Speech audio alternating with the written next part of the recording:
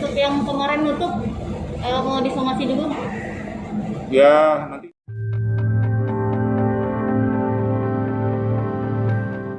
Bismillahirrahmanirrahim. Assalamualaikum warahmatullahi wabarakatuh.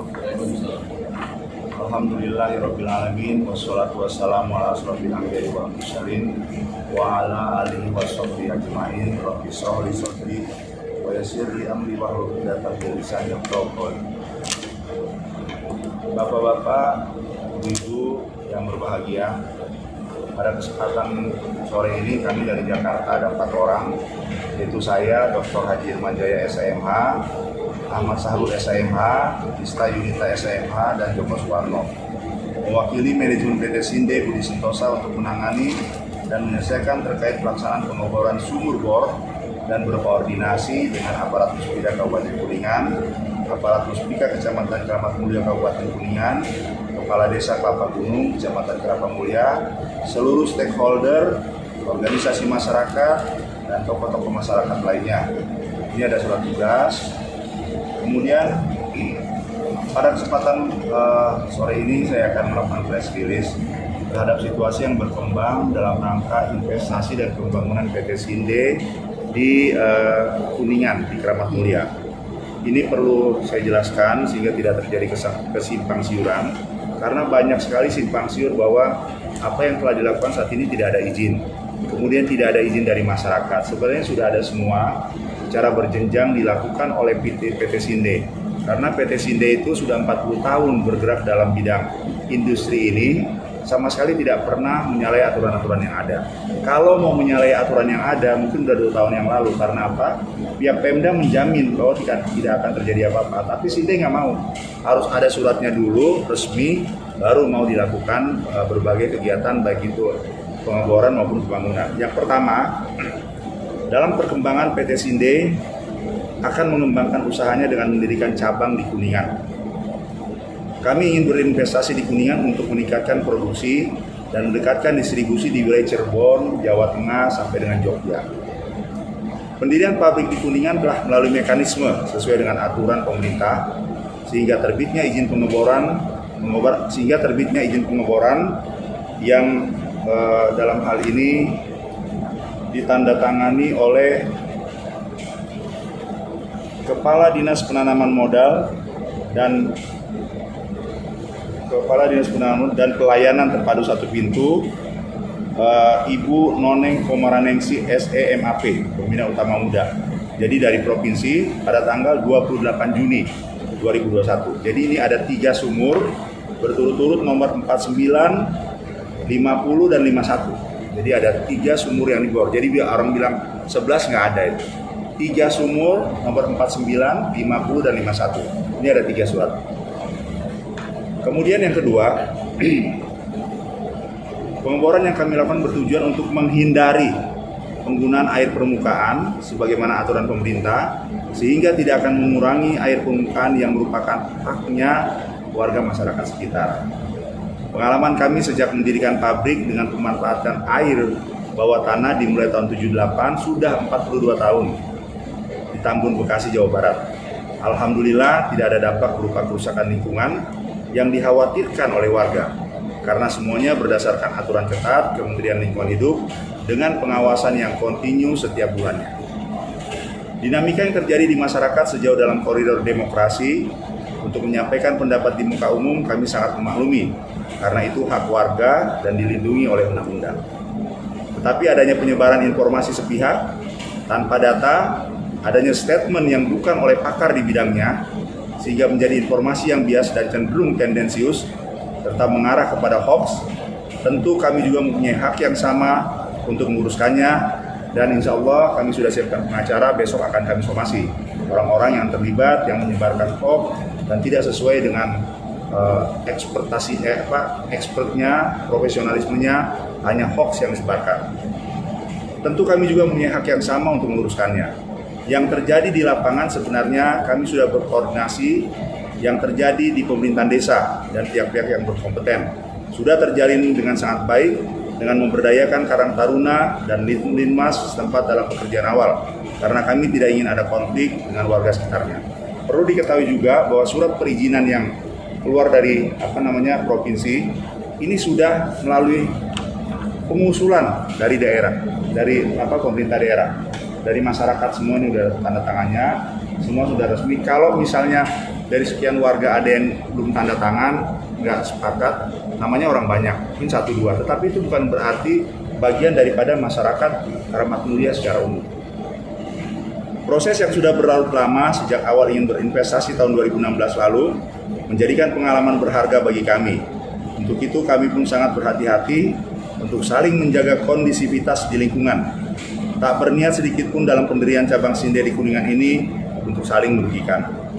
Tetapi semuanya bertujuan untuk saling menguntungkan dengan tetap berpijak pada aturan. Demikian yang disampaikan dari kami PT Sinde Budi Sentosa. Terima kasih atas press release-nya pada sore ini. Assalamualaikum warahmatullahi wabarakatuh. Silakan, barangkali ada teman-teman yang mau bertanya. Ya, silakan. Kemarin kan sempat terjadi pelaksanaan penutupannya Pak, yang dihadiri langsung Wakil Bupati Kuningan, Ketua DPRD, kemudian Kadis LH, kemudian Kadis Penanaman Modal. Nah, untuk demikian itu gimana itu Pak? Sesuai dengan ketentuan, tidak berhak siapapun menutup. Menutup itu hanya bisa dihentikan oleh pembatalan perizinan yang dilakukan melalui PT UN. Jadi kalau misalnya ada masyarakat class action kemudian mem-PT UN-kan Dinas Pelayanan Terpadu satu pintu ini, kemudian di PT UN kalah, itu baru bisa dihentikan. Tetapi kalau itu sudah keluar perizinannya dan di kabupaten tuh nggak ada kewenangan untuk mengeluarkan izin, yang mengeluarkan izin adalah di provinsi. Jadi kalau misalnya kemarin ditutup, itu mungkin nggak ngerti aturannya dan mendapat laporan yang tidak benar, hanya sepihak. Bahwa saat ini kita negara demokrasi, negara hukum, kalau itu masih terjadi sangat disayangkan. Apalagi beliau-beliau pejabat-pejabat itu adalah pejabat daerah yang harusnya memberikan pencerahan kepada masyarakat.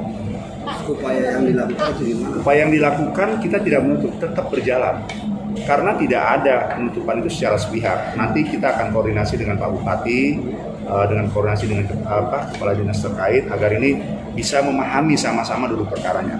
Kalau memang masyarakatnya semua memang nggak setuju, jadi PT UN kan saja. Kalau keluar kalah provinsi, ya kita hentikan. Karena ini ada negara hukum. Berarti tadi yang disebut ancaman somasi yang hoax itu gimana maksudnya Pak? Ancaman somasi waktu itu karena kan kita udah bisa lihat adanya misinformasi yang diberikan oleh 1, 2, 3 orang, bukan kelompok masyarakat ya. Misalnya berita-berita lewat media, kemudian informasi yang tidak bisa dipertanggungjawabkan baik secara profesional maupun expertnya dia, itu sangat berbahaya untuk misinformasi kepada masyarakat yang lain.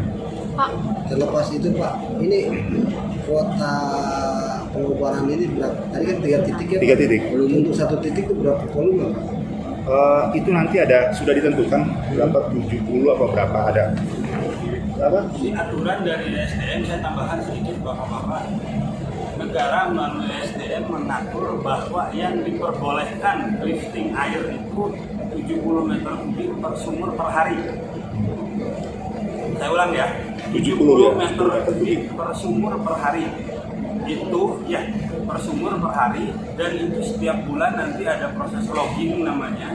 Logging itu pengambilan data yang dilakukan oleh SDM untuk memastikan betul nggak air yang diangkat ini, lifting airnya ini sesuai ketentuan yang sudah ditetapkan. Jadi proses itu continuous, terus-terusan dilakukan per month, per bulan sama pihak SDM, bagian dari kontrol atau pengawasan terhadap pelaku usaha itu sendiri. Sementara Bapak ini sebagai Saya dari masyarakat Kalapanggunung, kebetulan saya ikut hadir pada saat acara ekspos di SDM. Jadi Pak Dani ini dengan Pak Dedi dari BPD, kemudian Pak Kepala Desa pada saat ekspos SDM di Cirebon itu hadir, jadi tahu berapa yang debit volume air yang boleh keluar setiap bulannya, dan itu ada meteran nanti, nggak sembarangan. Jadi memang dikontrol dari dinas ini ya, di SDM. Bapak, ini kan tadinya masyarakat sendiri sampai sekarang masyarakat mungkin ya, Bapak sendiri mengatakan ini dari provinsi. Jadi sebelum dari provinsi mungkin ada langkah perizinan dari koordinator untuk ini dalam bentuk apa Pak? Ada. Jadi yang diminta adalah Provinsi itu Pak. Tapi kan mungkin apa? dari bawah dulu. Ada dari RT, RW yang terkait. Sudah semua sosialisasi. Ini ada semua sosialisasi. Tanda tangan, ya. Ada semua lengkap. Jadi ini semua dibawa ke sana. Setelah itu ada peninjauan dari SDM provinsi. Setelah itu rapat teknis, baik kelistrikan dan lain sebagainya. Setelah itu peninjauan yang kedua, baru diputuskan, baru dapat izin. Sebenarnya Pak, kalau misalnya mau mengikuti pejabat-pejabat di Kuningan, pejabat-pejabat sudah menjamin bahwa tidak akan ada apa-apa, silakan aja. Pada saat itu kepala desa belum mau tanda tangan. Tetapi Sinde nggak mau sampai terlambat 2 tahun, ya Pak ya, 2019 sampai 2021, sampai menunggu surat izinnya keluar. Karena apa? Perusahaan Sinde itu perusahaan yang tidak mau melanggar sama sekali, karena tahu kalau pelanggaran masalah kayak begini panjang buntutnya. Jadi lebih bagus diselesaikan dulu perizinannya, baru dilaksanakan. Ini hanya memang disayangkan kenapa bisa ada orang-orang yang tidak mengerti secara profesionalisme sebagai guru, sebagai dosen yang bukan bidangnya, kemudian menghembuskan hal-hal yang tidak sesuai tidak sesuai fakta sebenarnya di lapangan. 11 sumur dan lain sebagainya, hanya 3 sumur. Nomor 49, 50, 51. Luasnya berapa Pak? Luasnya 7 hektar apa 10 hektar ya saya. Berarti nggak milik PT Sinde ya? Iya. Oke Pak. Pak, sepengetahuan saya, kan ada izin tetangga tuh sebagai syarat sampai ada keluar perizinan dari provinsi ya. Iya. Nah, sejauh mana mungkin ada penjelasan lebih lanjut izin tetangga durasinya sampai di mana sih? Sedangkan sepengetahuan saya ada satu tetangga yang berdempetan juga dengan PT Sinde ya, yang dia menolak gitu. Artinya itu apakah gugur kalah sama yang banyakan atau seperti apa? Ya, jadi memang kita pahami bersama, jangankan dalam sebuah masyarakat, dalam anak saja bisa berbeda pendapat. Dalam satu bapak, satu ibu, apalagi banyak. Sebenarnya sudah diajak beberapa kali, sudah didatangi, sudah ini. Pada saat itu juga sebenarnya nggak menolak, iya aja tapi belum mau tanda tangan. Ada beberapa orang, tapi sebenarnya monggo-monggo saja, silakan jalan. Ya, tapi kan itu kan karena ini harus berjalan. Prosentasinya itu sangat kecil yang setuju dengan nggak setuju. 97% apa 95% masa harus menghambat investasi yang ada di sini kan. Artinya secara prosedur perizinan meskipun hanya satu orang yang menolak itu bisa kalah gitu ya Pak. Secara prosedur perizinan maksudnya, mekanisme jenjang perizinan itu.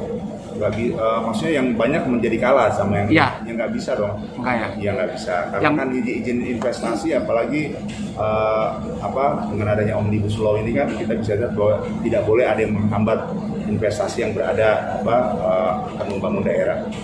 Jadi yang menyetujui itu di radius berapa itu Pak? Radius dempet juga ada juga. Hanya beberapa orang aja kan, hanya 3 orang lah kalau nggak salah. Kemudian banyak sih cerita-cerita setelah itu, misalnya mengintimidasi dan lain sebagainya. Dulu menyetujui bilang aja, misalnya menyetujui hanya untuk pembangunannya. Padahal untuk Sinde yang material utamanya kan air. Ya berarti harus pengoboran dulu yang dilakukan melalui pengeboran bawah. Nah, mau tanya ke pihak masyarakatnya sendiri Pak, untuk Pak Dedi dan Pak Dhani yang kebetulan langsung lihat ke SDM. Sebenarnya apakah pengeboran Sinde itu benarkah berdampak untuk lingkungan sekitar atau enggak? Oh, yang ini ya? Ya, yang di daerah Kelapa Gunung sebenarnya itu akan berdampak apa enggak? Saya berprinsip begini. Awal-awal mau berdirinya Sinde itu saya tolak keras. Karena ketakutan yang luar biasa. Concern saya, apapun alasannya ketika sebuah perusahaan didirikan, kalau merusak lingkungan, menghambat pertanian di sekitar, jelas saya tolak. Itu sampai pertemuan di kecamatan pun saya tetap tolak.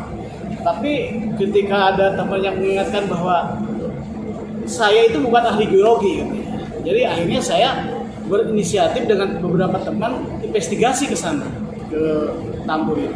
Saya tidak ahli teori, bukan ahli geologi, Yang jelas saya faktanya ketika melihat di Sinde Tambun yang sudah berdiri waktu itu 2018 ke sana, berarti sekitar 40 tahunan, itu baik-baik saja di masyarakat sekitarnya, tidak ada yang saya khawatirkan lah bahwa itu akan terjadi kekeringan atau terjadi longsor yang di blow up oleh teman-teman. Saya juga terprovokasi waktu itu sehingga saya melakukan.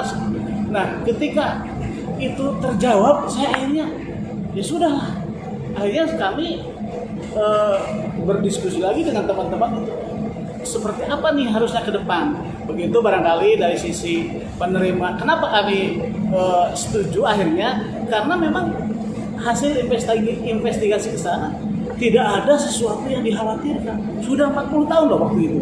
Ya, jadi akhirnya ingin bahwa apa yang didirikan oleh SINDE itu ada kontribusi dengan masyarakat. Itu yang ingin kami sosialisasikan di masyarakat itu.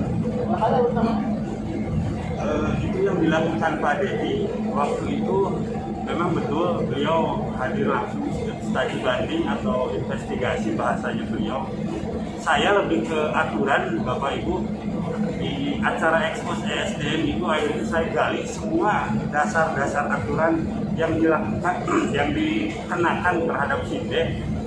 Ternyata semua yang dikhawatirkan oleh masyarakat secara umum, bahkan saya pribadi, itu terjawab semua atas dasar aturan itu. Satu, ada usulan-usulan kenapa sih nggak pakai air yang ada, existing sumber air yang ada di lokasi sekarang sebetulnya sudah ada.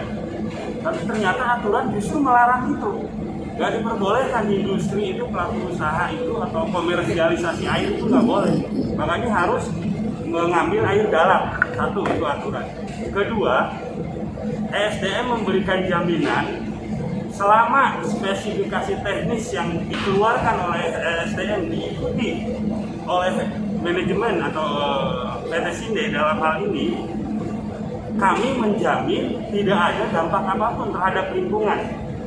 Hal berikutnya, dari itu, dasar itu, saya sampaikan langsung ke ESDM, Pak, boleh nggak kami masyarakat ikut mengawasi? Saya bilang, saya nggak tahu siapa yang berani menjamin ini nggak ada dampak untuk lingkungan. Siapa yang berani menjamin bahwa SINDE atau vendornya SINDE pelaksana pengeboran nggak akan melanggar hal-hal teknis yang sudah ditetapkan? Boleh, sangat boleh. Jadi nanti kita awasi saja bareng-bareng, termasuk pada proses pengeboran itu ada tahapan-tahapan dan setiap tahapan itu dilakukan pengetesan langsung oleh ESDM Bapak Ibu. Diameter pipa misalkan ada pumping test, kemudian ada gravel testnya, sekat, dan ini teknis sekali memang, tapi pada intinya sangat mendetail Pak syarat teknisnya, dan semua itu harus diikuti, nggak boleh ada satu pun yang dilanggar. Di kedalaman berapa air boleh diambil, filter airnya seperti apa, housing, pipingnya seperti apa. Jadi jaminannya selama syarat teknis ini diikuti, ESDM dengan segala keilmuannya, tentu waktu itu ada berbagai macam tenaga ahli yang hadir, salah satunya ahli air dan ahli bumi, menyatakan bahwa ini diikuti saja Pak, dampak lingkungan bisa tidak ada apapun, selama sekali lagi persyaratan teknis ini harus diikuti, wajib hukum. Seperti itu barangkali. Keluarnya izin itu kan otomatis berproses dari bawah Pak. Jika terjadi permasalahan kayak gini kan pihak SINDE pusat harus turun tangan langsung ke Kuningan untuk berkoordinasi ulang lah bahasa saya. Apakah itu ada kegagalan penyampaian informasi atau meyakinkan warganya dari sisi pemerintah daerah atau kecamatan atau pemerintah desa? Yang paling sepele aja 11 sumur, 3 sumur seperti itu kan masih rancu di yang menolak itu satu. Yang kedua, tetap judulnya ini kan bisnis ya Pak. Ketika SINDE ada di Keramat Mulia ini, apa keuntungan yang didapat oleh warga Keramat Mulia dan Kuningan secara umum? Baik, sebenarnya memang kalau menurut saya ini kekurangan informasi dari pemerintah desa kepada warganya. Kalau seandainya pemerintah desa pada saat itu Kades langsung turun tangan, menjelaskan, meyakinkan kepada warganya perizinan ini sudah benar, kemudian titiknya sekian, itu nggak ada masalah sebenarnya. Cuma memang kalau menurut saya kurang informasi kurang mengalir. Kemudian yang kedua, manfaatnya banyak sekali Mas. Karena apa? Begitu jadi nanti tenaga kerja kemudian banyak sekali baik tenaga kerja maupun CSR dari investasi ke desa. Yang jelas Keramat Mulia kompensasi lebih banyak lah dapatnya ya. Desanya kan Kalapa Gunung, Keramat Mulia kecamatannya pasti, dan bisa dilihat besar sekali di sini 7 karena tempatnya kecil ya. Yang di Sukabumi itu 200 hektar Sinde. Kalau yang di 40 ya. Kalau 200 yang itu 200 menuju ke 400 saat ini. Kemudian kalau yang di sini 10 ya kalau nggak salah, 7 ya, 7. Kalau yang di kalau yang di Bekasi ada beberapa tempat itu ada 40 hektar. Jadi kalau dilihat debitnya ini 70. Kalau yang di Jakarta Bekasi itu 700 kubik per hari. Maka 10.000 itu nggak ada masalah, 40 tahun nggak ada masalah. Makanya aneh juga kalau misalnya orang berpikir tanpa ada basic knowledge yang kuat kemudian dia berbicara menyampaikan kepada masyarakat. Sangat disayangkan kalau menurut saya. Jadi ketika tim Bapak yang sekarang ini hadir ke Kuningan ini, kalau versi saya sih izin sudah didapat ya, dari pemerintah daerah, pemerintah desa juga sudah agak masalah. Tapi dengan langkah hari ini hadir untuk berkoordinasi ulang itu, pengen menyelesaikan kalau bisa masih secara baik-baik ke orang-orang yang menolak itu ya? Iya, gitulah kira-kira ya kan, memberikan pencerahan. Apa sih sebenarnya masalahnya? Kenapa yuk nggak bareng-bareng? Tapi mohon maaf kita terpaksa somasi dulu. Somasi dulu atau somasi itu langkah akhir? Somasi dulu pertama untuk mengingatkan teguran. Ya, kita akan somasi. Berarti termasuk Secara catatan yang udah ada di tim apa yang beberapa yang somasi itu diantaranya? Ya, diantaranya menyebarkan hoax, menyebarkan informasi yang tidak benar, kemudian juga mengganggu ketertiban umum, merugikan investasi diantaranya. Ya, kecuali mereka memiliki basic knowledge yang kuat tentang masalah pengairan ini, itu nggak apa-apa. Pak, kalau saya minta ke depannya peran komunikasi pihak PT Sinde dengan jurnalis kayak humasnya lah ada di Sinde itu terbuka. Siap. Sehingga saat teman-teman mau konfirmasi itu tidak sulit. Gitu. Baik, siap. Pak, Ya. Maaf, untuk yang kemarin nutup mau disomasi dulu.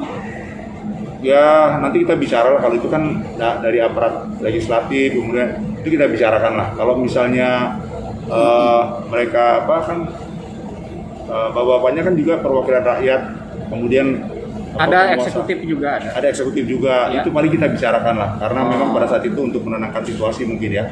Tapi secara aturan tidak seharusnya, makanya tetap pengoboran terjalan. Yang disomasi warganya aja atau ada yang lainnya juga? Yang menyebarkan berita aja, menyebarkan berita yang kita lihat nanti di media, kan udah ada buktinya. Ada eksekutif sama legislatif ya, yang kemarin bahkan ada ungkapan menutup ya. Apa itu? Nggak ada kok, nggak ada istilah menutup, tidak ada. Tidak ada istilah menutup, tidak ada. Tidak ada. Ini Pak, itu diusulkan, disarankan, sementara ditutup dulu supaya gejolaknya terkendali, barangkali pentingnya itu. Jadi tidak ada kewajiban untuk menutup, hanya disarankan saja. Kemudian dijawab sama Ibu Noni itu penanggung jawab PTN Air sementara yang berdiri di sana. Oke Pak, nanti saya sampaikan ke manajemen termasuk ke Pak Irman barangkali. Jadi ini saya nggak ingin dibentulkan, ini sebetulnya begini Pak. Terlalu dipolarisasi akhirnya Pak, seolah-olah ini akan ditutup, sementara di sisi lain yang mempertahankan nggak mau ditutup karena aturan mengatur itu gitu. Jadi yang saya tangkap mungkin karena kondisi kemarin itu saat itu agak tensinya sedikit meningkat Pak. Untuk meredam itu barangkali jadi disarankan ini yang kerja berhenti dulu, bukan ditutup ya. Yang lagi bekerja, yang lagi melakukan pengeboran itu vendornya Sinde berhenti dulu kerjanya sampai nanti ada pihak Pak Irman dan timnya klarifikasi audiensi dengan pemerintahan daerah Kuningan gitu, dengan Pemkab Kuningan. Jadi bahasanya persisnya seperti itu. Tolong jangan dipertajam ini seolah-olah ditutup atau diberhentikan, enggak. Jadi yang lagi ngebor, vendor pengeborannya PT Sinde bisa berhenti dulu lah bekerjanya sebelum ada klarifikasi langsung dengan Pemkab Kuningan barangkali itu. Jadi saya tambahkan juga, jadi nggak ada tuh istilah misalnya kan bapak-bapak itu kan bapak kan tahu juga kan aturan yang bagaimana seharusnya menghentikan, siapa yang mengeluarkan surat perizinan, bagaimana menghentikannya, bagaimana menggugatnya secara PT UN. Tapi saya rasa itu ada ada persepsi yang tersendiri lah dari yang mendengarkan. Apakah karena nggak dengar benar dan lain sebagainya. Tapi saya rasa bahwa bapak itu mengerti tidak mungkin akan melakukan hal tersebut. Untuk dari isu awal 2016 itu kan terjadi pergantian pimpinan Pak di Kabupaten Kuningan juga kan, ada pilkada dan sebagainya. Apakah memang jaminan yang tadi Bapak ulang-ulang sebutkan itu bisa ditunjukkan Pak? Sebetulnya jaminan dalam bentuk apa, dalam periode siapa untuk dilanjutkannya proses ini ke provinsi barangkali? Karena perubahan bupati juga berubah kebijakan sebetulnya kan, secara kebijakan investasi kemudian perencanaan juga kan gitu. Apakah mungkin belum diketahuinya oleh yang sekarang jaminan atau berupa surat resminya seperti apa Pak jaminan dari pihak Pemkab Kuningan sehingga dilanjutkan? Kebijakan meskipun pejabatnya berubah tapi aturan-aturan kan tetap. Saya rasa aturan-aturan itu dipedomani pada saat pengajuan dari bawah ke atas. Jadi ada aturan-aturan, surat-surat apa saja yang dibutuhkan, izin dari mana dan segala macam. Untuk yang kabupaten Pak izin Pak. Untuk yang dari kabupaten barangkali ada surat sosialisasi atau secara ininya Pak. Yang dari kabupaten? Yang dari kabupaten. Ada semua ini. Lengkap ini semua perizinan yang diharuskan untuk sampai ke atas.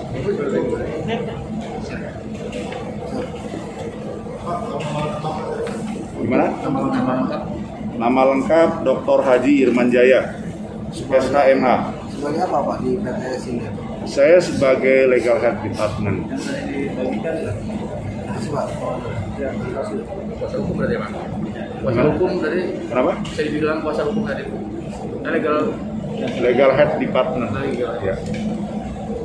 Apakah terkait pelaksanaan proyek pembangunan pabrik sekarang sudah tahapan apa Pak? Apakah sudah mulai masih pengeboran aja Mas? Masih pengeboran aja.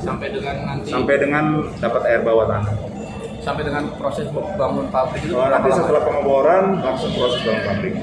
kira-kira berapa tahun Pak sampai dengan Kita berharapkan setahun 2 tahunnya sudah beroperasi. Mudah-mudahan cepat, kalau pengeborannya cepat bisa 4 bulan akan lebih cepat lagi.